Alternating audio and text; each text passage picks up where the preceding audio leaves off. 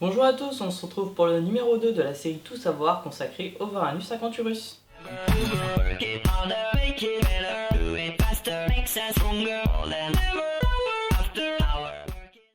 On se retrouve une nouvelle fois avec Corentin pour le Tout savoir Varanus acanthurus.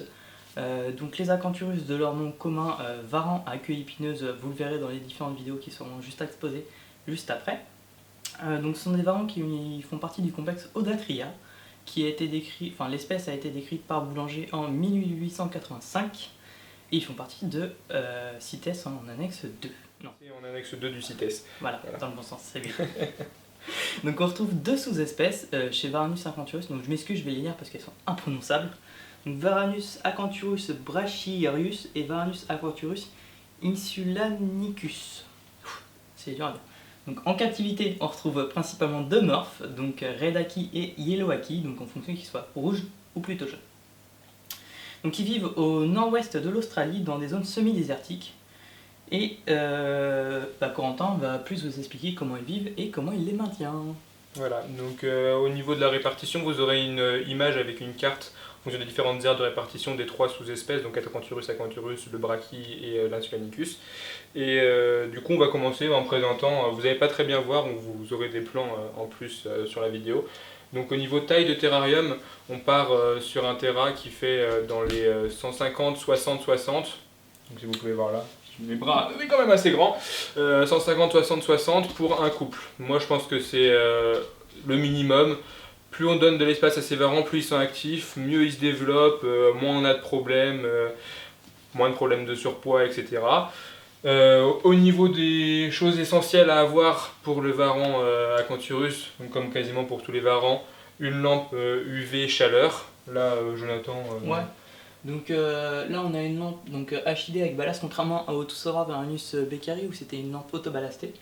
Donc ça permet de plus chauffer les lampes avec ballast et de consommer moins d'énergie. Voilà, donc sous la lampe on a le point chaud bien sûr, et de l'autre côté du terrarium on va avoir une LED donc pour le point froid, et le terrarium après aménagé avec, vous le verrez dans la vidéo pareil, une partie entre guillemets souterraine, donc j'ai surélevé, j'ai placé entre guillemets des plots sur lesquels j'ai placé des ardoises, ça fait une sorte de plancher sous lequel les varans peuvent aller se cacher, se reposer la nuit, etc. En plus de tout le décor qu'il y a dessus et qu'il y a dans le reste du terrarium. Au niveau taille. Ouais, donc au niveau morphologie de l'animal, donc c'est des animaux qui font 60-70 cm. Donc les plus grands, je crois, qui ont été retrouvés, c'est autour de 80 cm.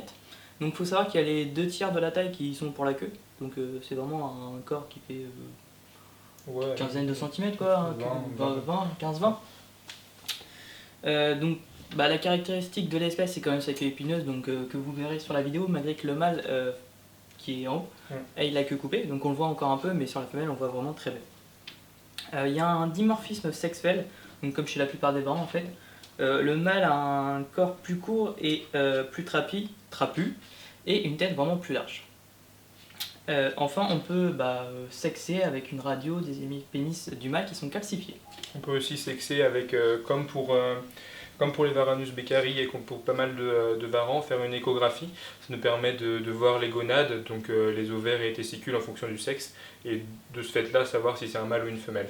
On peut peut-être rajouter, donc on va continuer avec l'alimentation et la reproduction et d'autres conseils par rapport à ces thèmes-là. Au niveau de l'alimentation, comme tous les varans, ils sont quasiment strictement insectivores, surtout cette taille-là. Encore sur les Varanus beckeri, il y avait un petit peu de souris, des rongeurs, des oiseaux. Bon là, ça reste vraiment très très occasionnel sur des petites espèces comme le Varanus acanthurus, donc insectivore 80% on va dire, allez, si on veut être large. Et donc nourrir de criquets, de blattes, de vers de farine, de chenilles, de vers à soie. De vers, de mouches soldats noirs, enfin vraiment, il y a vraiment plein de diversité. Des criquets, des grillons, vous pouvez y aller. Vous pouvez faire des apports de temps en temps d'œufs crus toujours, parce que quand on cuit, on détruit quand même une partie des protéines. Et puis en plus de ça, de temps en temps, vous pouvez faire un petit apport de rongeurs, mais moins souvent, on va dire, que chez les Varanus beckeri et des choses de plus petite taille, bien évidemment. Ça va surtout avoir un intérêt avec les femelles qui viennent de pondre, ça permet de rapporter un peu de réserve et de gras. Juste avant la ponte, on peut en donner un petit peu quand on sent que la saison de reproduction va s'amorcer. Permet à la femelle de faire le plein en calcium pour les œufs.